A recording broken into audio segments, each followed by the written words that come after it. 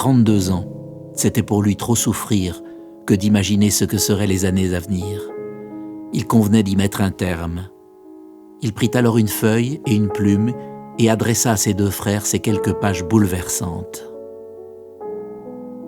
Je suis, depuis 6 ans, en proie à un état désespéré, et je me résigne finalement de force à la perspective d'un mal durable, dont la guérison prendra peut-être des années, voire sera impossible.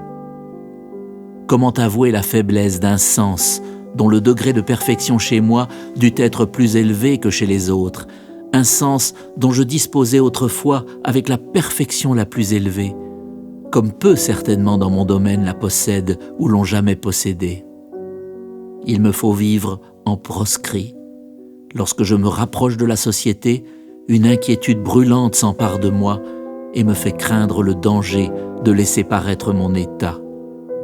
Avec joie, je me hâte vers la mort. Ne me libérera-t-elle pas d'un état de souffrance sans fin ? Viens quand tu veux. J'avance vers toi avec courage. Adieu. Ne m'oubliez pas tout à fait dans la mort. J'ai mérité cela de votre part, ayant dans ma vie souvent songé à vous rendre heureux. Soyez-le. Ludwig van Beethoven, Heiligenstadt, le 6 octobre 1802.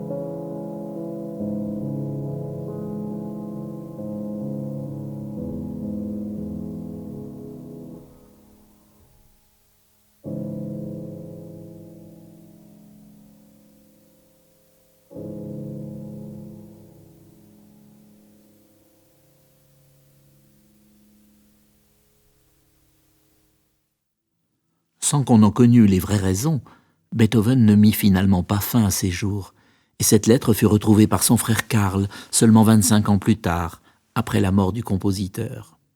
Il était écrit que l'année 1802 ne marquerait pas la fin de cette force de la nature, de ce combattant dans l'âme, toujours prêt à se dépasser grâce au seul pouvoir de la musique et à changer, comme il le disait, l'immatérielle souffrance en immatérielle beauté.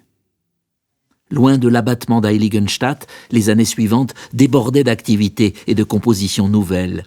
Il semblait ne plus pouvoir s'arrêter, sa plume volait sur le papier. 3e concerto pour piano, 2e symphonie, ébauche de son opéra Fidelio, ainsi que d'une 3e symphonie qui devait rendre hommage à Bonaparte, cet être surhumain qui secouait le joug du despotisme à travers l'Europe et répandait partout des idées de liberté et de fraternité. Le choc fut à la hauteur des espoirs qu'il avait mis dans ce héros. Au cours de l'année 1804, il apprit que Bonaparte voulait se faire sacrer empereur sous le nom de Napoléon Ier. Ce n'était donc qu'un homme ordinaire qui lui aussi allait fouler aux pieds les droits de l'homme et n'obéir qu'à son ambition. Sa véritable nature de despote se dévoilait au grand jour et l'on pouvait déjà parier sur ses ambitions expansionnistes à travers l'Europe. Non, cette symphonie ne méritait pas de porter le nom d'un traître à la cause de l'humanité.